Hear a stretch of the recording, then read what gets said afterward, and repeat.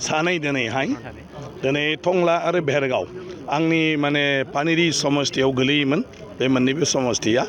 आरो आंखौ दिनै मोननैबो हानजानिफ्राय बेवहाय थाफानो थाखाय आंखौ माने बिथोन हरदों आरो बे हिसाबै बिथांमोननि नमिनेसनाव आं दिनै फैदों जोबोद मोजां मोनदों हाजार हाजार लोब लोब रायजो राजाया बिथांमोनखौ आशीर्बाद होनो दिनैहाय फैदों आं सानो जे एनडिएनि बे दिनै जि सानै बिजाथि होदों बिथांमोना खुब माने मोजां रायजो राजानि मदद मोननानै देरहासार जानो हागोन गुबुन दोलोबो दोङो गुबुन दोलोफोरा माबाफोर प्रभाब खोख्लैगोन नामा गुबुन दोलोफ्रा होदोंब्लाबो नाथाय एनडिए हिसाबै जेरैबायदि रायजो राजानि माने सापर्टखौ मोनबाय थादों बेबायदि गुबुन दोलोआव बेबायदि नुनो मोनाखै दासिमबो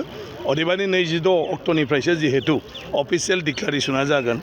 बिनि उनाव नुगोन माने सावगारिखौ माबायदि खिन्थु आं सानो उदालगुरियाव बयबो गुबुनाबो बुंदों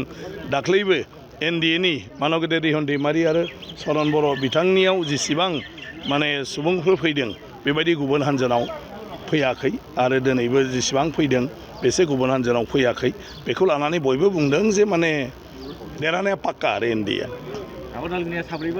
साब्रैबो देरहागोन उदालगुरिना बेनि अनगायै मोनसे गुबुन बाथ्रा सोंनो नागिरबाय नोंथाङाबो सासे केन्डिडेट औ आंनाबोथ' देरहागोन जेरैबायदि रायजो राजाया जेरावखि थाङा जे जों नोंथांजों दं होननानै बयबो बुंदों आरो बिदि बुंदों जिहेतु गतिके जोंनाव मोनसे फोथायनाय फैयो जे